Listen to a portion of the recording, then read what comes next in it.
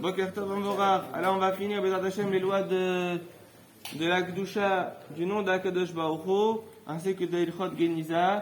Et la question est, ça arrive souvent, on a envie d'acheter des bijoux, que ce soit pour nous, pour nos épouses, et on voit des colliers ou des bracelets où il y a écrit dessus des psukim. C'est comme quelqu'un il a envoyé sur le groupe d'Arkeora, on répond à des questions de Halakha, il a envoyé un bracelet où c'est écrit dessus Shema Israël, Adonai Eloheinu Adonai Echad. Il pose la question, est-ce qu'on a le droit de rentrer avec aux toilettes? D'accord? Alors on a le droit, on n'a pas le droit. Alors tout d'abord, c'est des choses qu'on n'achète pas. D'accord? Tout d'abord, c'est des choses qu'on n'achète pas.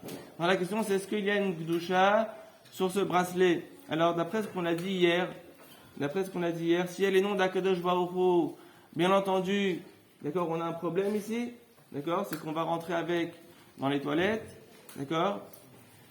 Est-ce qu'il y a une sainteté sur l'objet en question, d'après ce qu'on a dit hier, a priori, d'accord? A priori non. Pourquoi non? Parce qu'il n'y a pas de sanctification du nom, donc a priori il n'y a pas de Kedusha. Cependant, quand on va étudier la chose, ou quand on va lire la chose, on pourrait la considérer comme quelque chose de kadosh, de saint, mais on a dit que ça va lui donner une kedusha qui est temporaire. Quand je l'utilise, il y a de la kedusha, et quand je l'utilise pas, il n'y a pas de kedusha. Maintenant, ça c'est quand on a dit quand il n'y a pas de nom d'Akadosh Baruch Hu, comme la Torah chez Birtav, la Torah écrite, et la Torah chez Béalpé, la Torah orale. Maintenant, lorsqu'il s'agit de la Torah qui est écrite, d'accord, alors là on va rentrer dans des problèmes. Donc en tout cas, on n'achète pas des bracelets comme ça. Est-ce que maintenant on a le droit de rentrer avec aux toilettes? Alors on sait qu'il y a un Shulchan Aruch qui dit une personne qui est, d'accord, en chemin, elle doit rentrer dans un toilette et elle n'a pas à qui transmettre cette téphiline à être gardée le temps de rentrer aux toilettes. Comment elle va faire? Alors il dit, il va les enlever, il va les cacher, il va les mettre à côté de son cœur pour pas qu'elles tombent, d'accord, il va les attraper à côté de son cœur et il va aller faire ses besoins.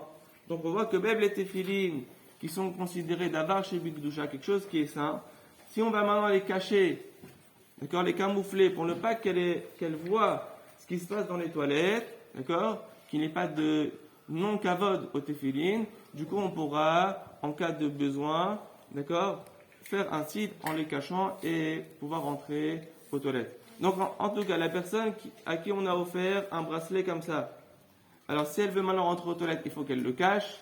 D'accord, c'est mieux de le cacher, il faut le cacher. Et lorsqu'on est en voyage, on a notre téphilines sur nous, dans notre sac à dos, et on veut rentrer aux toilettes, à l'aéroport, qu'est-ce qu'on fait maintenant? On peut rentrer avec le sac à dos, on ne peut pas. Réponse, étant donné qu'elles sont cachées, on peut rentrer avec aux toilettes. Alors, Yeratson que... Ah, bravo. Maintenant, est-ce qu'on peut rentrer avec qu'on appelle ça, un pendentif? Le chai, ça vaut rien. Non, le chai, rien. Le chai, il vaut rien du tout. D'accord? Ça veut dire que tu vis. Eh bien, que tu vives. D'accord? Mais la question, c'est si maintenant on met un hé de Akadosh Baruch Hu, alors, c'est quelque chose qui est utilisé comme ségoula. C'est quelque chose qui est utilisé comme ségoula. Alors, la question, c'est ce qu'on appelle des kémirot. D'accord? Donc, comment on appelle ça?